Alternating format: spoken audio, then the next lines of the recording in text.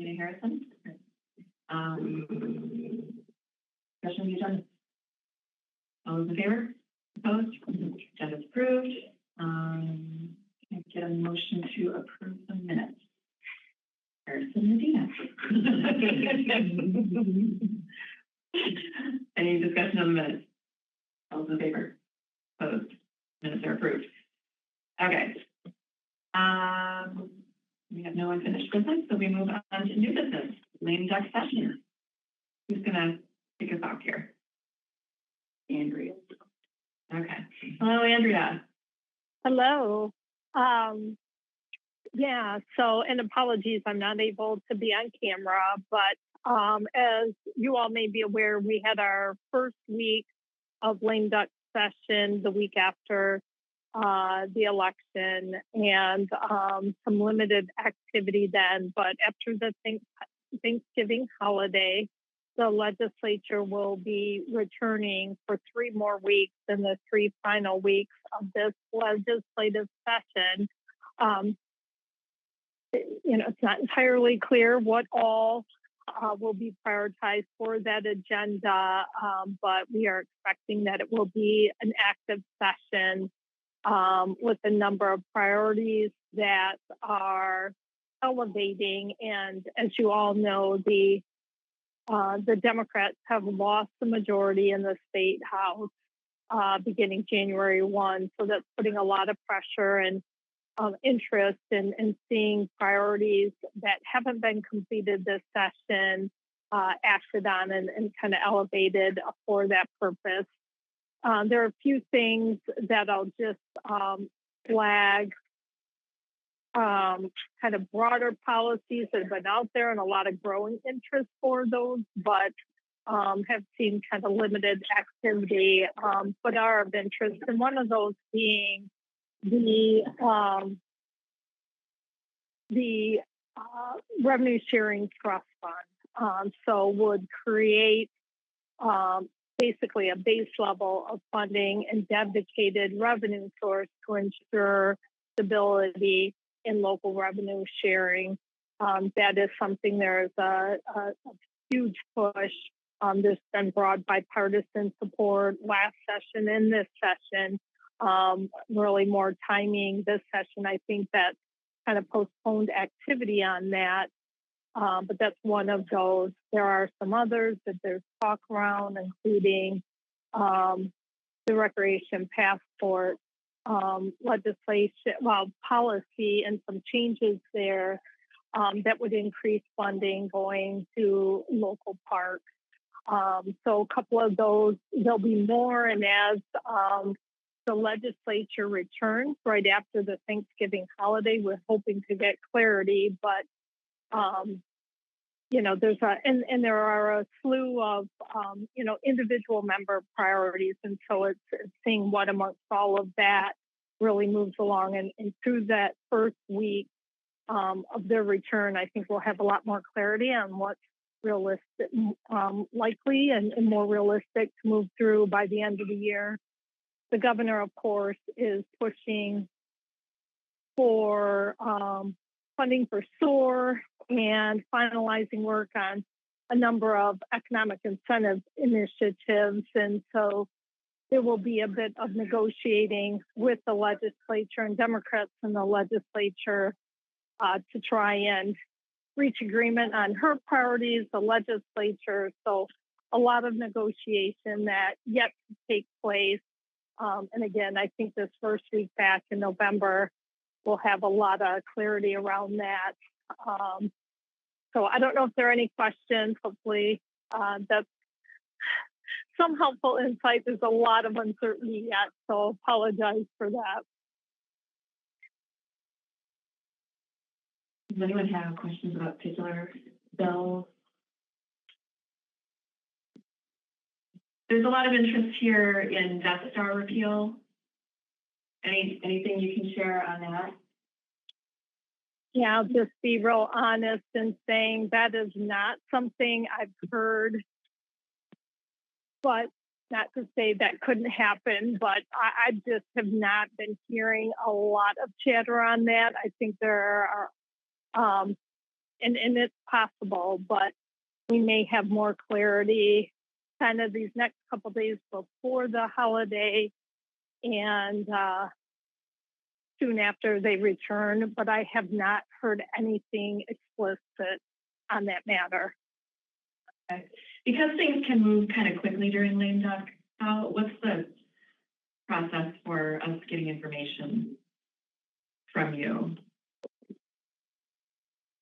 Yeah, I'm happy to provide daily updates. You're right. It's going to be incredibly fluid, and I think different than what we've probably experienced in past years. But yes, expecting dramatic, a lot to be happening. So we'll try and convey as much as we can immediately as needed, but there we'll be reporting out reports weekly as well, just to kind of get a more thorough written assessment out to you each week. But it's going to it'll be one of these situations where it's just going to require constant communication because things will be that fluid. So we'll try and convey as much as we can in real time, knowing there are significant policies and actions being, taken and giving you opportunity to respond and engage and just have that awareness. So we will do that as much as we possibly can on a daily basis.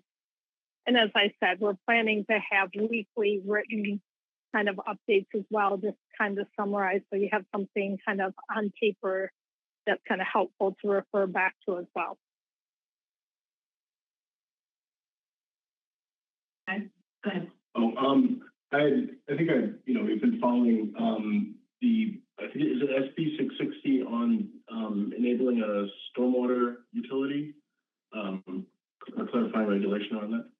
Yes, there was a hearing on that, but that's one of those bills that's being prioritized. Senator Bayer out of Oakland County, a huge priority for her to get that done. Obviously, huge implications for local governments and the ability to, address and fund stormwater projects. And it's not that the mechanism doesn't exist, but that legislation gives clear kind of legal guidelines and guardrails around that. So local governments can do that with confidence of not running into litigation related to that. So not like it's expanding authority, but providing greatly needed legal clarity so local governments can initiate projects under their current authorization. So yeah, that's one of those that is also on the list.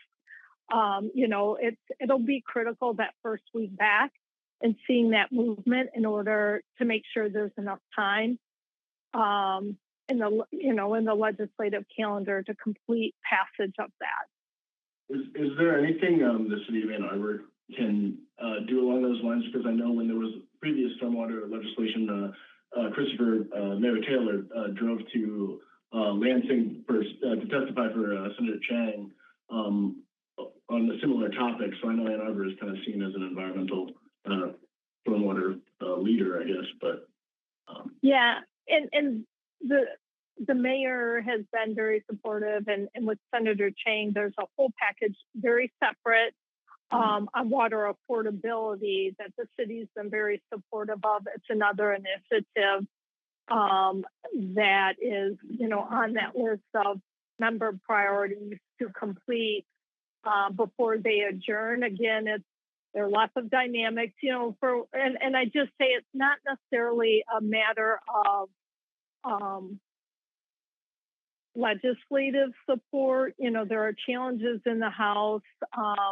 There are some members frustrated with the outcome of the election, some not interested in showing up. So having the majority and having votes, there are those challenges. And the Republicans most certainly are not willing to just make those votes available, at least not without a price. So depending on the issue, and so there is some of those challenges that may limit what gets done at the end of the day. And hopefully with a little time and, between the election and returning back into the lame duck session, some of that emotion around the elections is calmed, and there's just a focus on prioritizing what gets done. But there, so some of the dynamics are beyond just securing the votes. It's making sure members are there, and especially on the House side. So, but appreciate that. And yeah, so both the stormwater utility bill and the water affordability, two other priorities, Senate-led priorities that members are hoping to complete before the end of session. I'm wondering about HB 4878, the fair chance access to housing bill. Yes, and I apologize. It's a little noisy where I'm at right now. Can you give me 30 seconds to get in my vehicle? Sure. May I ask about that? Do you have anything to ask about that? Huh? Sorry, I just needed about 10, so it's not quite that long. It was just incredibly noisy, and I apologize. I just got off a flight, so my apologies again. So are you referring to the non-discrimination on sources of income?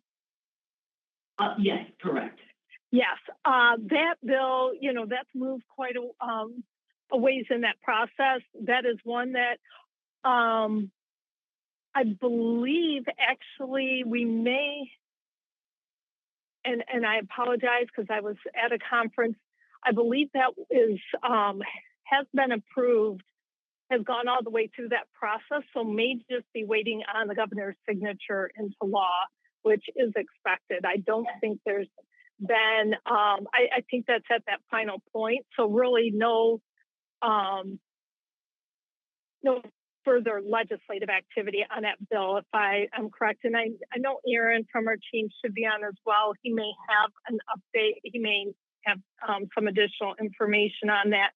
But I think Andrea, I know the one that you're talking about, that you're referring to, and that's not House Bill 4878. But I'm trying to look them up right now as we're on to see the similarities or differences. But 4878 is actually still in committee. So maybe that's something that we can just follow up on. Maybe that's the one. Maybe that's criminal. Maybe that's the one with the criminal background check. Yeah, that's that was probably tied together. So yes, my mistake. It's the one tied to the criminal background checks. Okay. Fair chance. Yeah, not the income one.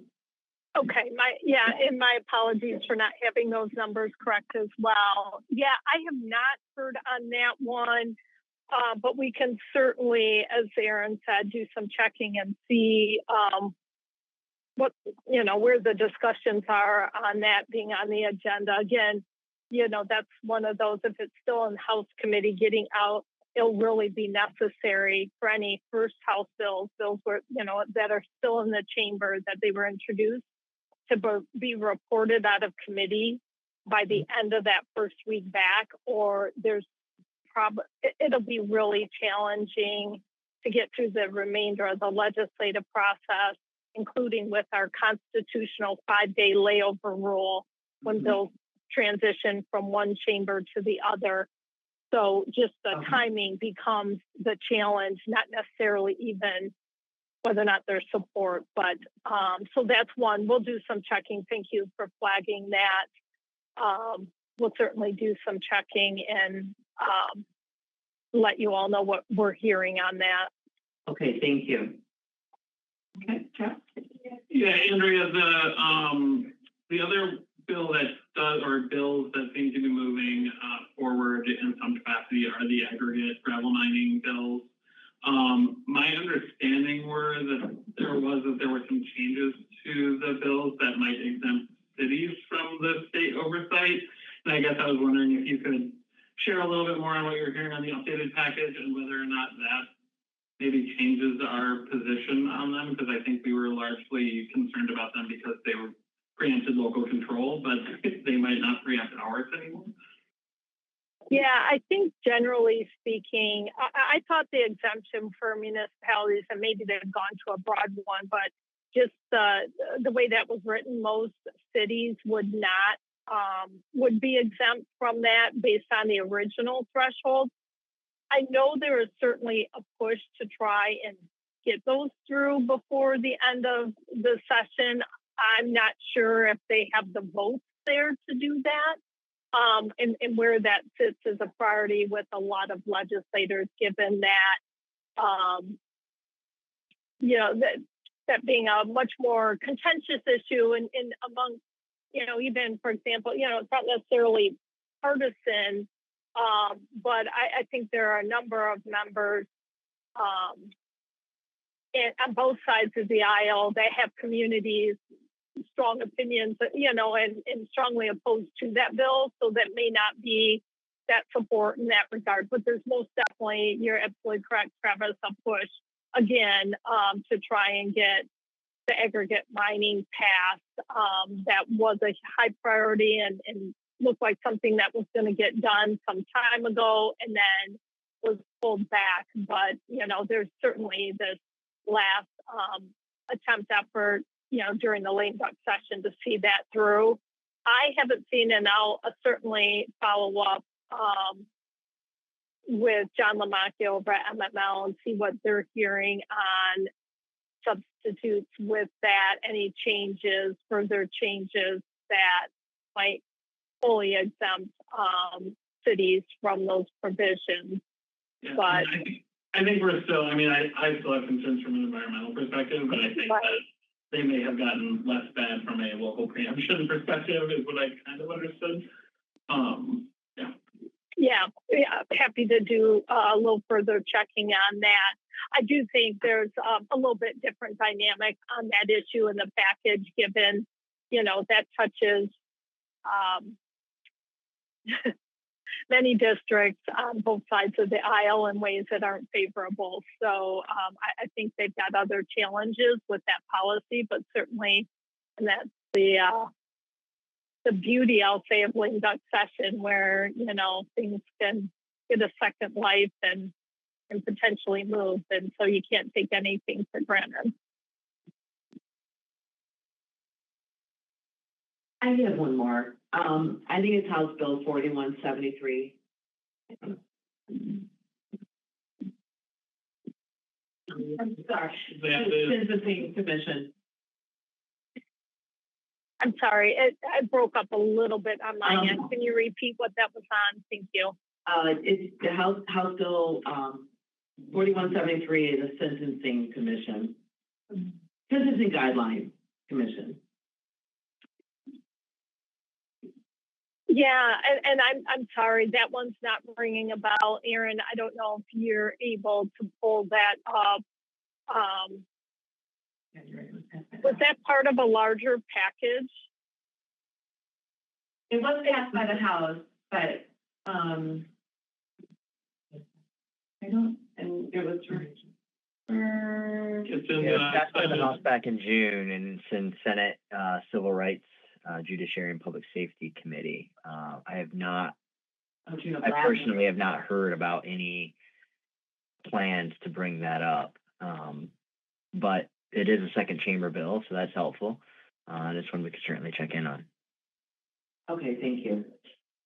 Yeah, we can follow up with Senator Chang, who chairs that committee. I know she's, I was talking with her chief of staff last week, and I know they're finalizing kind of the agenda for committees the next 2 weeks when they return. And so we can try and get a sense from her if that's something she's currently planning on scheduling for a hearing or not.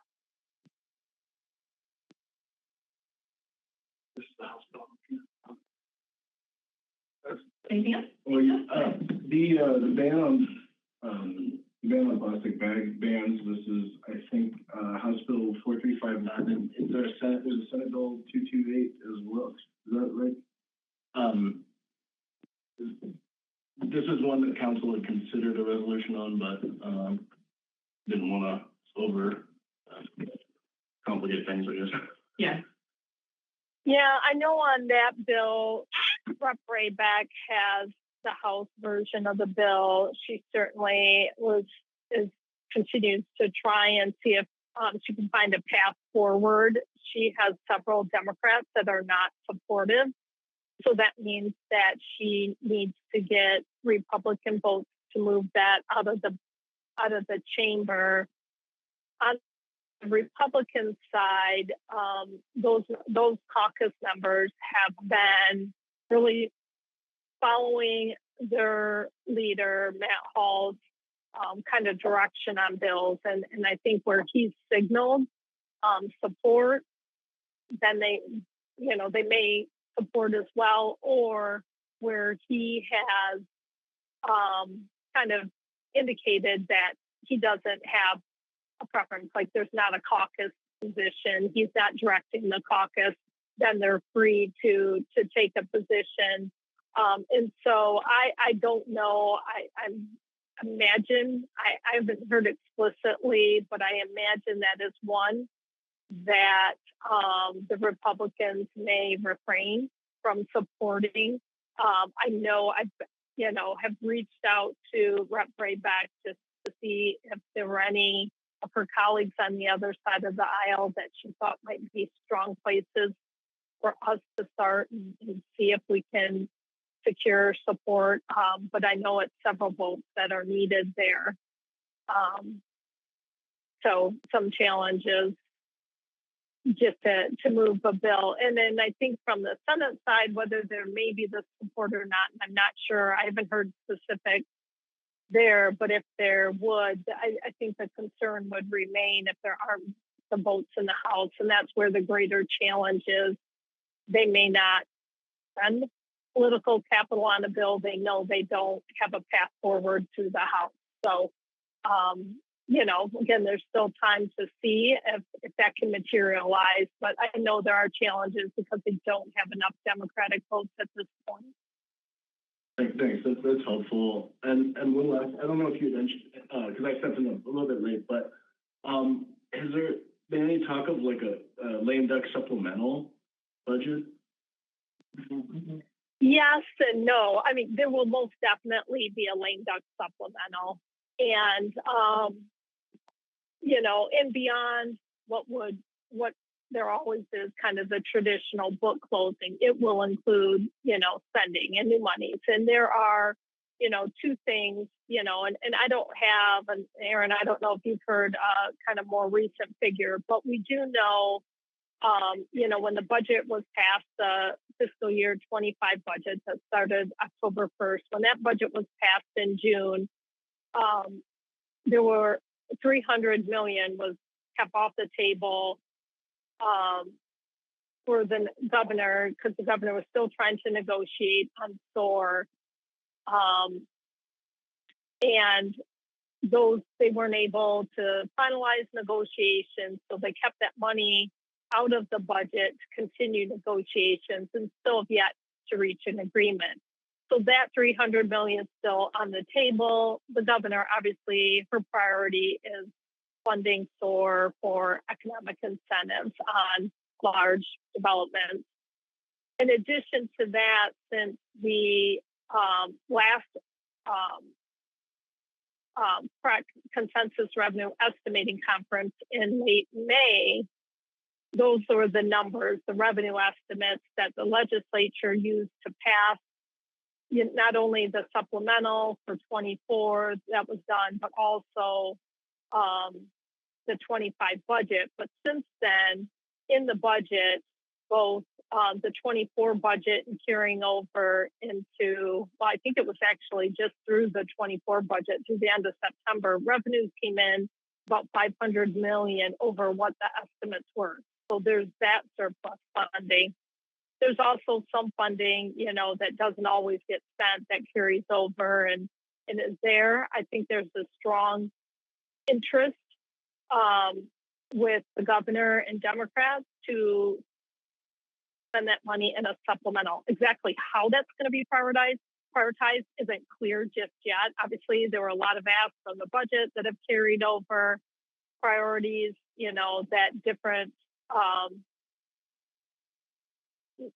the legislature and the governor have. I know some of the policy priorities that the legislature has, Democrats have, there are price tags to that. So that chips away at what those surplus revenues. So there's a lot to consider.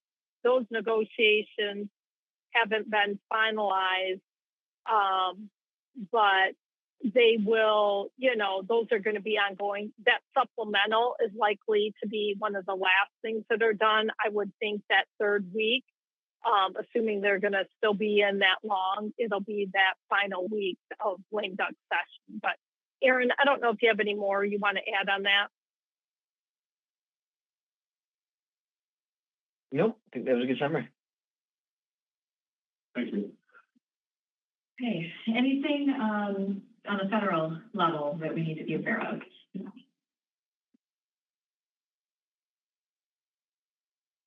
Yeah, hi, it's Andy. I'm not sure why. There we go. Hey. I appeared like a ghost. Just a few things I wanted to touch on briefly, much less of a robust lame duck session on the federal side than on the state side. The election results with Republicans getting control of the Senate and winning the White House means that they are not much in a mood to negotiate deals at the end of the year, and instead would rather sort of punt as many issues to the next Congress when they have full control. And so the only things that are really getting dealt with are things that have very broad bipartisan support or things that are must do, which means that list is quite small. Probably the most relevant is the current continuing resolution expires on December 20th, which means Congress has to act. It's probably the one thing that will keep them here the longest. Once they finish that, I suspect they will leave. And what's likely to happen is we're likely to see another short-term extension likely into March, which makes things a little messy because that starts a new Congress and things have to be reintroduced, and it's a little hard to predict exactly how that's going to go. But there is really no incentive for Republicans to negotiate with the Democratic Senate and Joe Biden on spending levels, other than they don't want to have to deal with it at the beginning of the Trump administration. And it seems as though, well, he hasn't said it formally, President Trump and his advisors don't want Congress to cut a deal and clear the decks for him. They'd rather be involved, which is similar to what happened when he got elected in 2016. The funny part in 2016 was the bills that they passed in May were almost identical to the bills that they could have passed in December anyway, because it's way too much work to redo that whole process in just a couple of months and make all those changes. And so we'll have to see. I would say that the incoming people are a little more savvy than they were the first time. They're more experienced. They understand sort of the levers of government a lot better than they did when they first came in. So they may try to put a little stamp on some things. What we are watching most closely, especially as it pertains to the city, is what happens with earmarks. It is certainly up in the air as to whether or not those projects will stay in the bill or whether or not they will pull all of them or adjust them. The Republicans sort of have a mixed record on earmarks. Appropriators that are Republicans love them. Lots of the more Freedom Caucus spending hawks people hate them. And the people in the middle don't really want to anger anyone, so they sort of go along with the flow. When they've had secret ballots within their conference to vote whether to keep them or get rid of them, keeping them wins every time. So as long as we sort of stick along that process, we would be okay. And I have no reason to believe that anything that is in those bills would change. Our champion on the train station project is Gary Peters. He's not going anywhere. He's still on the Appropriations Committee. And so I would expect that as long as they don't have a much larger policy change on earmarks, that we would be fine in terms of our project request carrying forward on the train station. There are a couple of just other issues that are probably worth noting, is that there is a Water Resources Development Act, which is money. It's primarily limited at this point to like Army Corps projects, but it does set some policies around resiliency and things like that. So we're tracking it. And sort of this just popped up on Friday, and so all the details aren't known yet. But the Workforce Investment Opportunity Act, WIOA, which is workforce funding and job training programs, apprenticeship, things like that, it hasn't been reauthorized in a lot of years. But there was a deal in the House, a bipartisan deal on the House earlier this year. And the chairwoman of the Education and Workforce Committee is term limited and leaving. And so she has got a full court press on to try to get this bill done before she leaves her chairmanship. And it appears that there is an agreement with the Senate on this bill, but there are some concerns that local governments have over a couple of the policies, and I don't want to get too far in the weeds in the Senate policy or the Senate procedures here, but the concerns that people have are related to a requirement that 50% of all the dollars go to training. And the reason why that is concerning to some folks is that WIOA dollars are fairly flexible right now.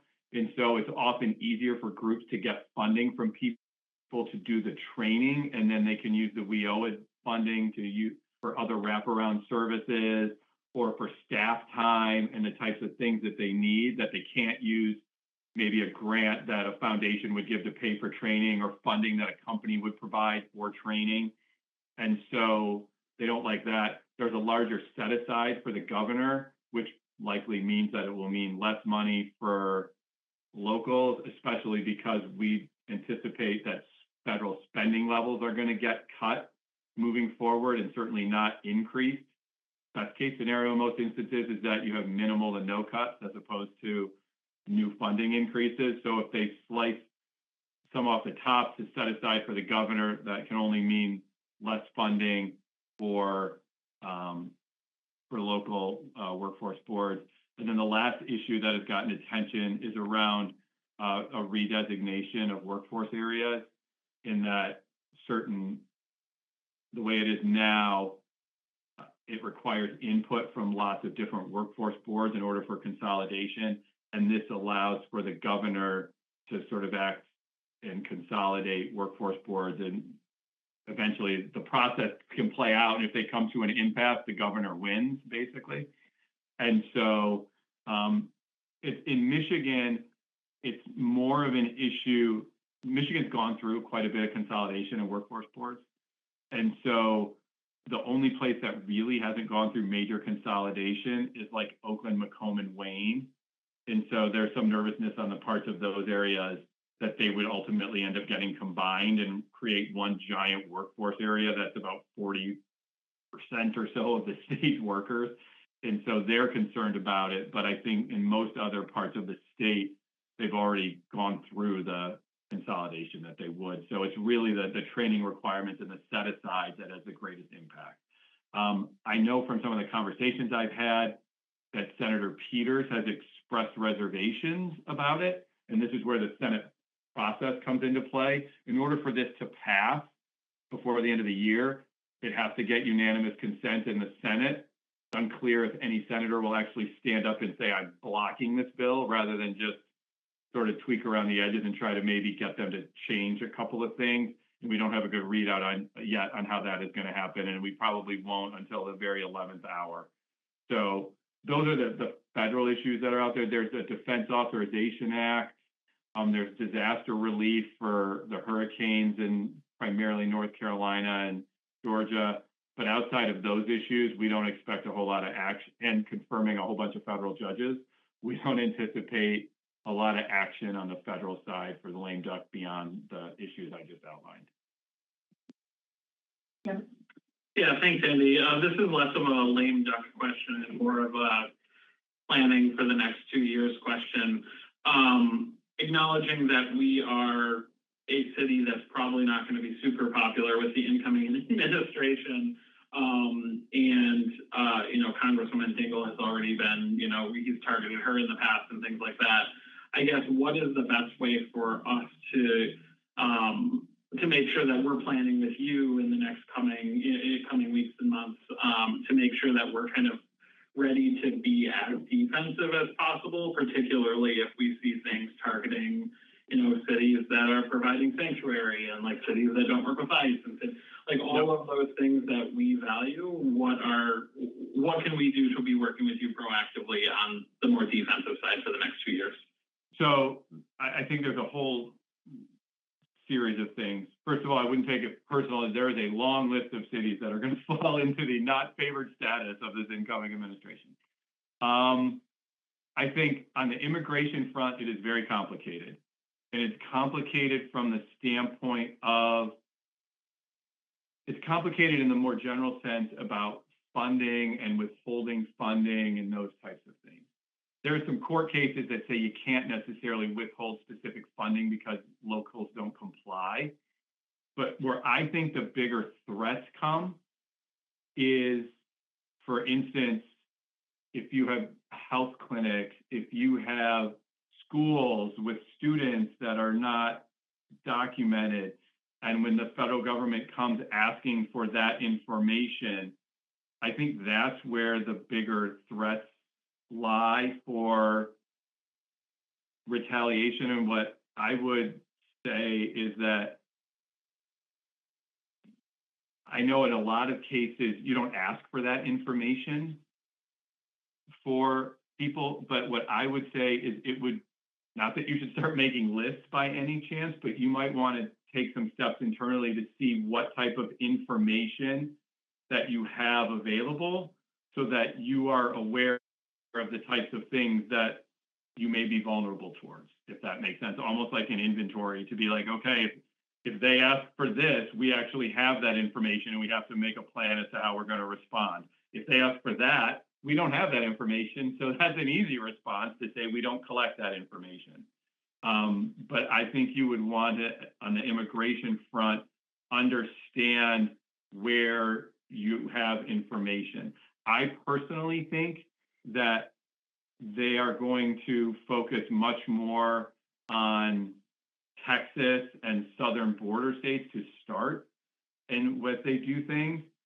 And then they are going to move from there based on sort of what they learn throughout that process and what they learn about the information that they can get from cooperative local governments to figure out how to then pressure less cooperative local governments, if that makes sense.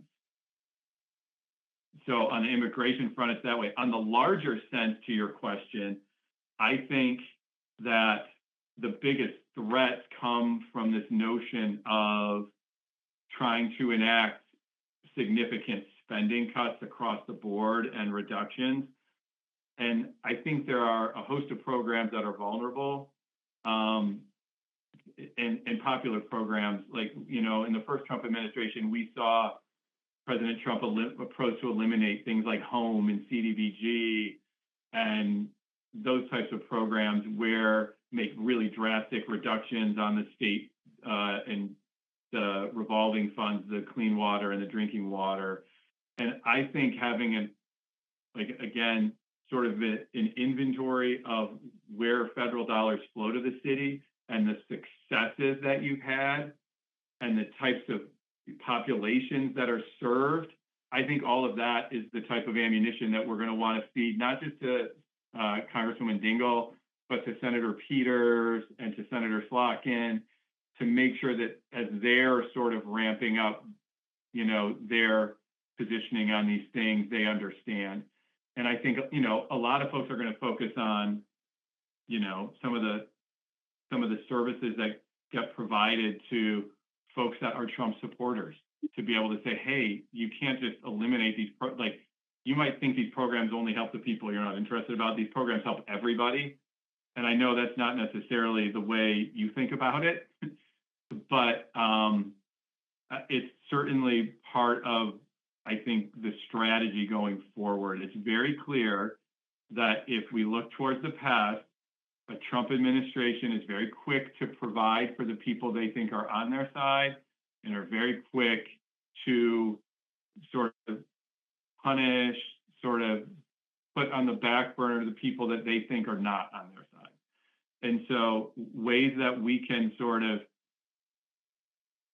build a narrative about, hey, we serve plenty of people on both sides of the political spectrum on this, and that you don't want to sort of punish everyone just because you don't like a program. You certainly don't want to punish your own supporters because you don't like a program. And so I think that, you know, and there is, to some degree, a level of like populism in this administration that crosses over to a lot of traditional sort of Democratic constituencies that I think as we try to, you know, advocate and communicate with the new administration, those are things I think we want to be able to highlight and stress. And so I would just invite you to sort of think about it in that context, and that, you know, we don't have you know, a lot of the initial stuff is going to be executive orders that unwind Biden policies that were created by executive orders. So things like student loan debt is probably one of those day one executive orders. It was created by Joe Biden by executive order and not legislatively. He can unwind it. President Trump can unwind it. And so I tell people to think about it that way. Things that were created by executive order can be undone by executive order. Things that were passed by law require some congressional action to be reversed. And so those types of things are slower in terms of the types of policies we'll see related to them. Kind of, I think in hearing what you were talking about, there's been a lot of kind of talk about a potential ARPA clawback. And I think the city of Ann Arbor, correct me if I'm wrong, but the city of Ann Arbor is in a really good position because I think we have all of those funds under contract. But is there a question of would he try to even claw it back if it really just hasn't been spent, not even if there's a contract, but if there isn't? I think most folks assume that it is under contract would be safe. Okay. That would be a pretty difficult thing to claw back. And just a little snippet on that. What they're most interested in clawing back are things that will give them revenue that they can build into the tax bill that they have to deal with at the end of this year.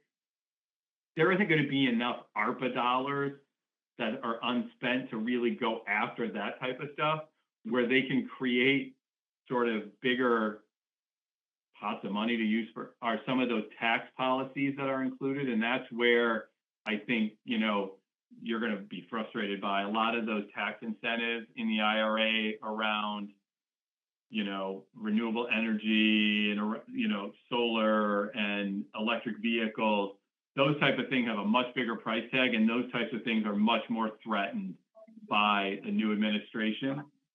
Curiously, a lot of those incentives have resulted in facilities getting built in very red states for battery production and some of those other things. So it's not as clear cut as you might think in terms of what gets cut. It's funny, very early on, it was, we're going to repeal the IRA. And then as people started doing a little bit of research, it was like, we're going to take a scalpel to the IRA because there's a lot of things in there that they don't want to sort of penalize their own constituencies for just because it was a Biden policy. So we'll see. I think personally, President Trump wants to do everything he can to erase anything Joe Biden ever did. I think it's sort of his way of getting even for getting beat in the election. My own take. So I think anything that is sort of considered a Biden accomplishment, the new administration is going to go out of their way to try to figure out how to unwind and erase. Well, as sobering as that is, I appreciate the framework there. Yeah. Anything else? Okay, we're getting late here. This was all really good discussion. Let's. I'll try to have better news the next time I'm on. Yeah, that'll require a different election. Yeah, right. Can you find us 19,000 votes? No. Yeah. Thank you very much, Dykema team. You're welcome. Okay, moving on to the policy agenda update. I would, yes, I would just say in general, with the House of Kelly, Jonathan, staff is working to make those contacts with boards and commissions. Hopefully that'll be done yet this week, to get their recommendations and as well as city staff. So the communication will be forthcoming to them, and hopefully we will get some good information and have it available at this time. Okay. Great.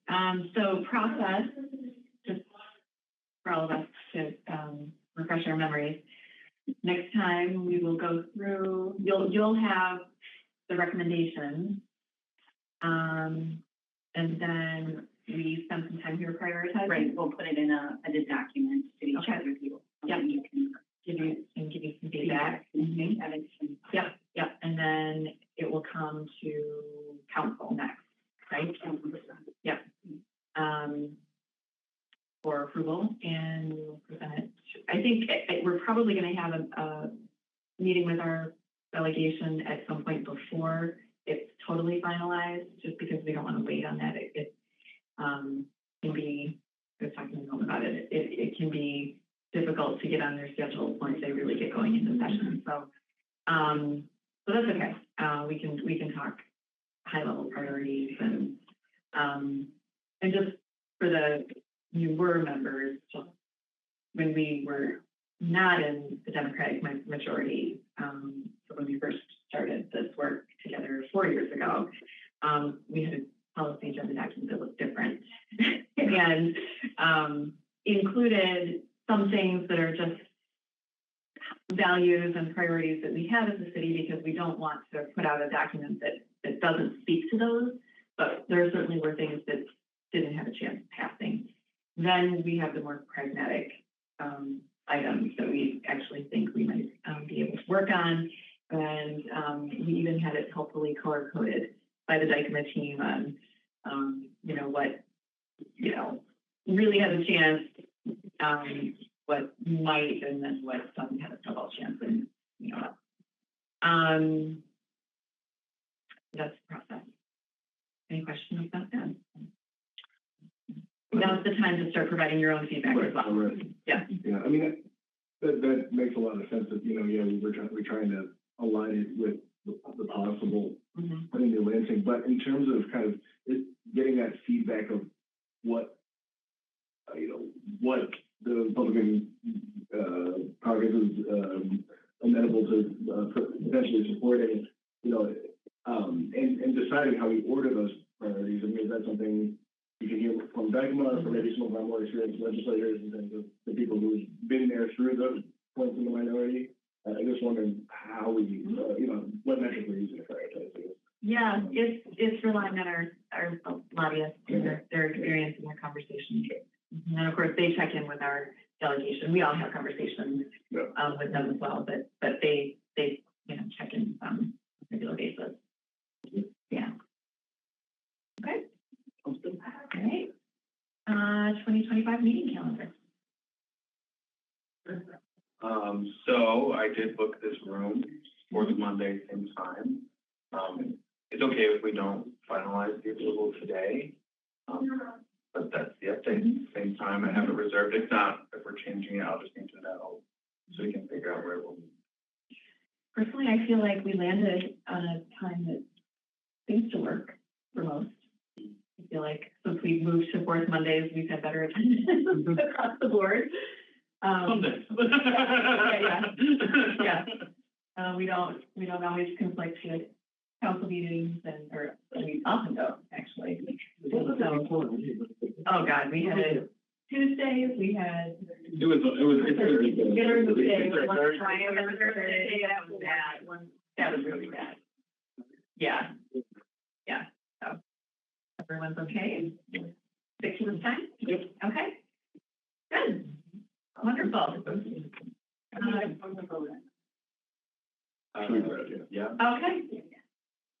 Absolutely. So to keep it within. Keep it. Okay. All right. Can we get a motion to Regina? Lots of time. All those in favor? Opposed? It is approved. Okay. Any upcoming business? Not discussed. All right, seeing none, we will move on to public comment. Looks like we have one caller on the line. If you'd like to speak at public comment, you can press *9.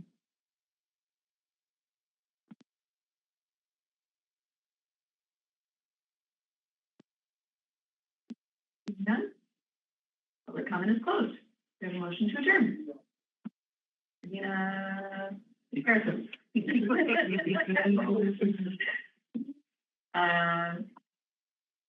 All those in favor? Sorry. Opposed? We are adjourned.